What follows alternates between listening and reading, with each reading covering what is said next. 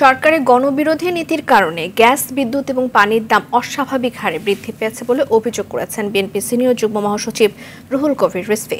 দুপুরে রাজধানীর নয়াপল্টনে বেগম খালেদা জিয়ার নিঃশর্ত মুক্তি এবং গ্যাস, বিদ্যুৎ ও পানির মূল্য বৃদ্ধির প্রতিবাদে বিএনপি ও অঙ্গ সংগঠনের বিক্ষোভ মিছিল শেষে এসব কথা বলেছেন তিনি।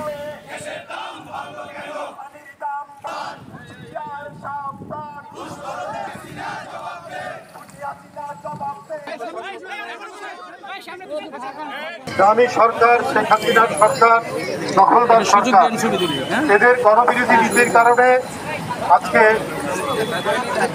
জ্বালানি তেলের দাম বৃদ্ধি পেয়েছে, গ্যাসের দাম বৃদ্ধি পেয়েছে। আমাদের অনেক নেতাকর্মীকে হয়তো ক্রস ফায়ার দেবে, কিন্তু তবুও আমাদের মিছিল থামালে চলবে না।